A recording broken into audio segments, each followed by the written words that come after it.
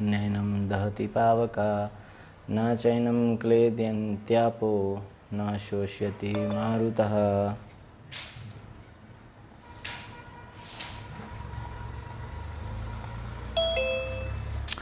भगवान श्री कृष्ण आगे बताते हैं कि यह आत्मा ना तो कभी किसी शस्त्र द्वारा खंड खंड किया जा सकता है, न अग्नि द्वारा जलाया जा सकता है, न जल द्वारा भिगोया या वायु द्वारा सुखाया जा सकता है। तात्पर्य श्रील प्रभुपाद जी द्वारा श्रील प्रभुपाद की जय।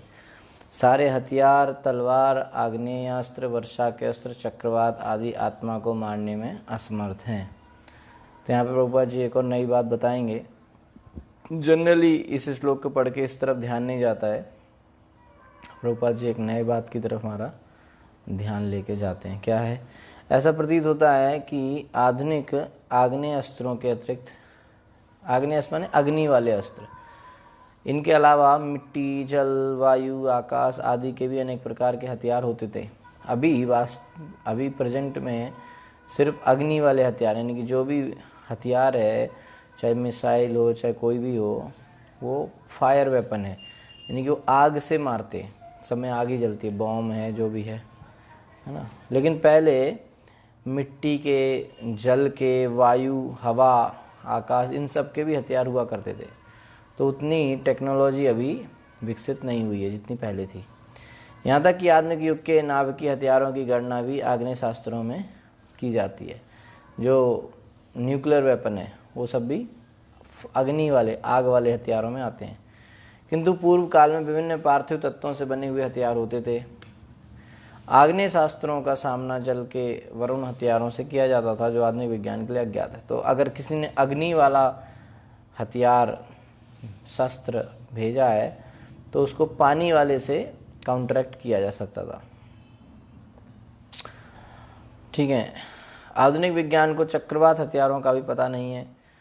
जो भी हो, आत्मा तो हवा के हथियार ये सब नहीं पता आजकल लोगों को, हवा से कैसे हथियार बन सकता है।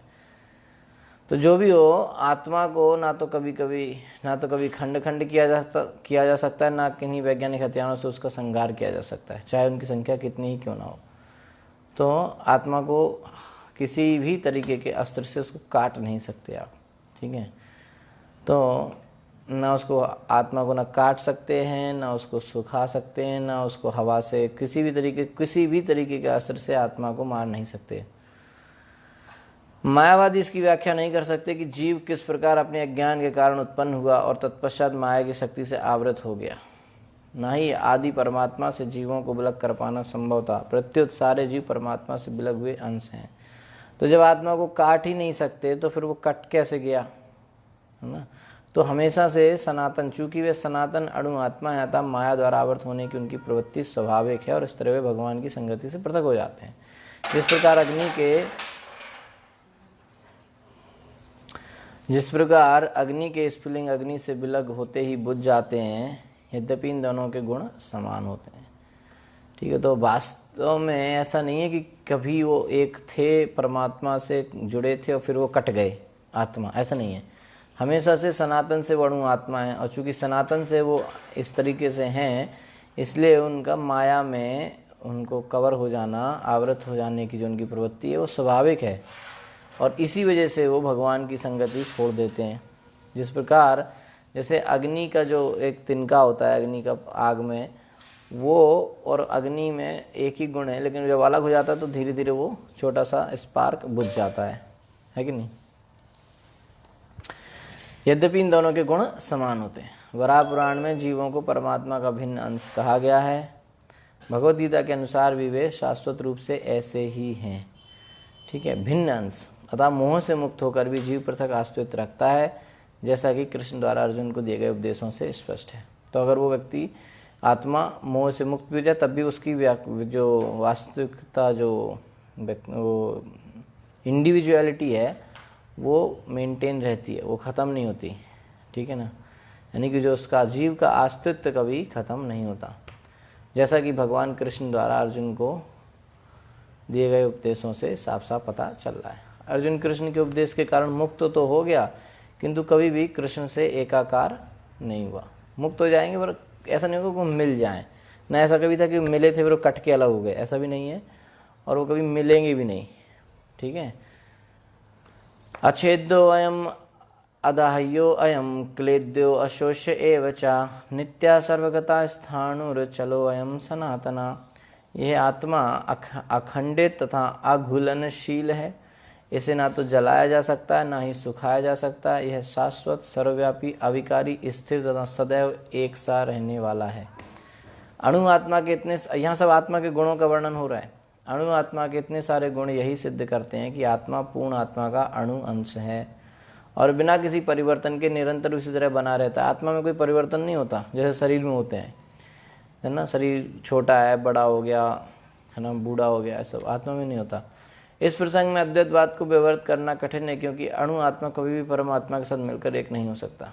अणु आत्मा यानी कि जैसे हम सब लोग अणु आत्मा है, तो वो कभी भी परमात्मा में मिलकर एक नहीं हो सकता।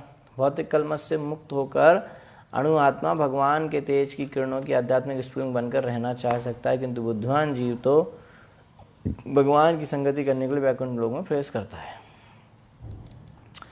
यानी कि ये हो सकता है कि जो भगवान के दिव्य शरीर से जो प्रकाश निकलता है उसमें कोई आत्मा जाके रहना चाहे, लेकिन उसमें भी वो उसका अस्तित्व खत्म नहीं होगा, अस्तित्व रहेगा, वहाँ बना रहेगा। लेकिन जो वास्तव में बुद्धिमान लोग हैं वो ये नहीं चाहते, वो चाहते हैं कि भगवान के लोक में भी हम प्रवेश करें और भगवान की सीधी डायरेक्ट सेवा हम करें। फिर आगे महत्वपूर्ण शब्द है सर्वगता, क्योंकि इसमें कोई संशय नहीं है कि जीव भगवान के समक्ष सृष्टि में फैले हुए हैं। हर जगह जीव हैं, ऐसा नहीं है, कोई नहीं कह सकता कि यहाँ जीव नहीं वहाँ जीव नहीं, हर जगह जीव हैं, ये नई बात है। सभी जगह जीवात्मा हैं, पहले से हैं, तभी यहाँ पे शब्द आ रहा है सर्वगता, आत्मा सब जगह है। यानी कि इसका मतलब नहीं कि एक ही आत्मा सब जगह, आत्मा सब जगह जीवात्मा है, समझ में आ रहा है। वे थल में, जल में, वायु में, पृथ्वी के भीतर तथा अग्नि के भीतर भी रहते हैं। यानी कि सर्वगता का मतलब कि आत्मा आग के अंदर भी है, क्योंकि अब ये बहुत पहले लिखा गया है, प्रभुपाद जी ने सर्वगता का तो अर्थ है ही कि आत्मा सब जगह है, पर 50-55 साल पहले प्रभुपाद जी ने अनुवाद में भी उसको व्याख्या में बिल्कुल साफ साफ बताया कि आत्मा आग में भी है, पानी में भी है, हर जगह आत्मा है। सूर्य पे जो लोग रहते हैं उनका शरीर आग का बना होता है ज़्यादातर, है ना। जो अर्थ पे रहते हैं उनका शरीर ज़्यादातर अर्थ का, पानी का, ऐसे तो कंपेटिबिलिटी रहती है। तो सूर्य पे रहने वालों का ज़्यादातर शरीर सूर्य का रहता है, अग्नि का, तो वो कंपेटिबिलिटी रहती है। हम सूर्य में जाएंगे तो अग्नि से जल जाएंगे, लेकिन अगर अग्नि वाला जाएगा तो नहीं जलेगा, है ना। तो इस तरीके से हर जगह जीवात्माएं हैं जो ये मानते हैं कि वे अग्नि में स्वाहा हो जाते हैं, वह ठीक नहीं, क्योंकि यहाँ कहा गया है कि आत्मा को अग्नि द्वारा जलाया नहीं जा सकता। और जो लोग सोचते हैं कि आग में कैसे कोई जिंदा रह सकता है, आत्मा कोई हो ही नहीं सकती, क्योंकि आग में सब मर जाते हैं। तो आग में शरीर ही मरेगा, आत्मा तो मरेगी नहीं, क्योंकि यहाँ पे पहले कह दिया कि नानम धरती पाव का, आग उसको आत्मा को जला ही नहीं सकती है। तो आग के अंदर भी आत्माएं हैं, ठीक है ना। आग से कभी आत्मा को नहीं जला सकते, ठीक है। अतः इसमें संदेह नहीं है कि सूर्य लोक में भी उपयुक्त प्राणी निवास करते हैं। सूर्य लोक के अंदर लोग रहते हैं, सूर्य देव तो हैं ही, उनके साथ घोड़े भी हैं, उनका सारथी अरुण भी है, और 60,000 बाल्यखिल ऋषि भी हैं जो उनकी उपासना करते हैं।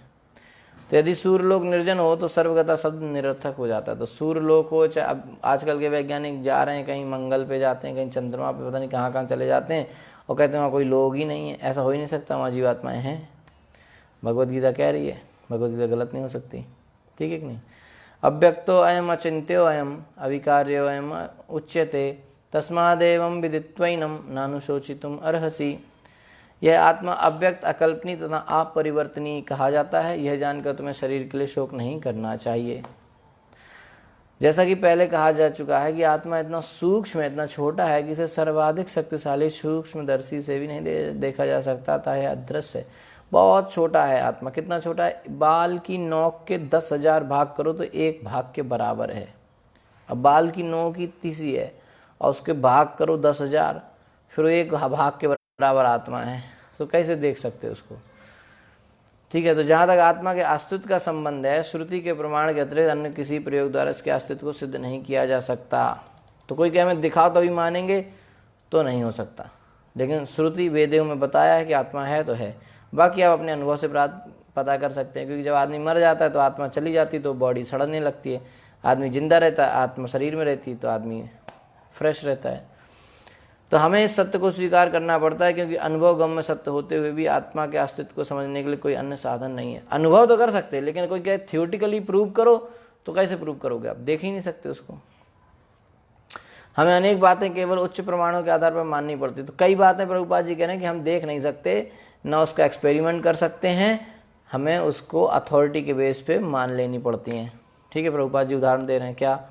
कोई भी अपनी माता के आधार पर अपने पिता के अस्तित्व को अस्वीकार नहीं कर सकता। पिता के स्वरूप को जानने का साधन या एकमात्र प्रमाण माता है। इसी तो कोई कहे कि नहीं हम तो देखेंगे कि हमारा पिता कौन है, तो कैसे देख सकता है? क्योंकि जब वो पैदा ही नहीं होगा, जब पिता को कैसे कोई देख सकता कि यही मेरा पिता है ना? तो देख ही नहीं सकता, और एक्सपेरिमेंट भी नहीं कर सकता, गैस भी नहीं कर सकता, अनुमान भी नहीं कर सकता। तो क्या है?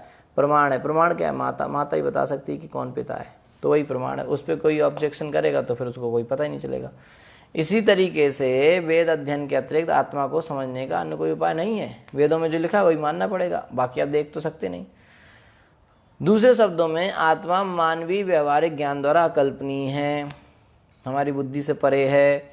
आत्मा चेतना है और चेतन है। वेदों के इस कथन को हमें स्वीकार करना चाहिए, करना ही होगा। आत्मा में शरीर जैसे परिवर्तन नहीं होते। मूलतः जैसे शरीर होता है ना, शरीर बढ़ता है, उससे कुछ बाई प्रोडक्ट होते हैं, बूढ़ा हो जाता है, ऐसे परिवर्तन आत्मा में नहीं होते।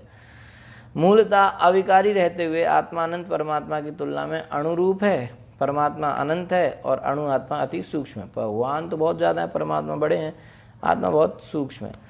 अतः अति सूक्ष्म आत्मा अविकारी होने के कारण अनंत आत्मा भगवान के तुल्य नहीं हो सकता। आत्मा इतना सूक्ष्म है तो वो कभी भी परमात्मा के बराबर नहीं हो सकता, वो हमेशा तुच्छ ही रहेगा परमात्मा के सामने। कोई सोचे कि हम एक दिन परमात्मा बन जाएंगे या परमात्मा से बड़े बन जाएंगे या उसके बराबर बन जाएंगे, तो ऐसा कभी नहीं हो सकता। आत्मा हमेशा अणु है, सूक्ष्म है, और वो उसकी तुलना भगवान या परमात्मा के से बहुत ही कम है, बहुत तुच्छ है भगवान और परमात्मा के सामने, कभी बराबर नहीं हो सकता। बढ़कर तो भूल ही जाओ। यही भाव वेदों में तो ये बात बिल्कुल क्लियर होनी चाहिए। आगे कह रहे हैं कि यही भाव वेदों में भिन्न भिन्न प्रकार से आत्मा के स्थायित्व की पुष्टि करने के लिए दोहराया गया है। यही सिद्धांत है, इसको समझना चाहिए। और इसको बार बार इसलिए वेदों में, गीता में, भागवत में बार बार इसको दोहराया गया है। क्यों?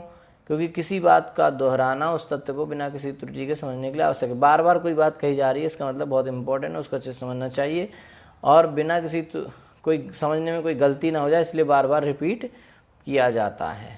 ठीक है, ओके। हरे कृष्णा। कोई प्रश्न है तो आप पूछ सकते हैं। 26वां श्लोक हम कल करेंगे।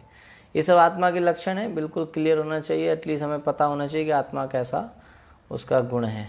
ठीक है, हरे कृष्णा। 26वां श्लोक कल करेंगे, इसका तात्पर्य थोड़ा बड़ा है, आज हो नहीं पाएगा। ठीक है, हरे कृष्णा। शिल प्रभुपाद की जय, ग्रंथराज श्रीमद् भगवद गीता की जय।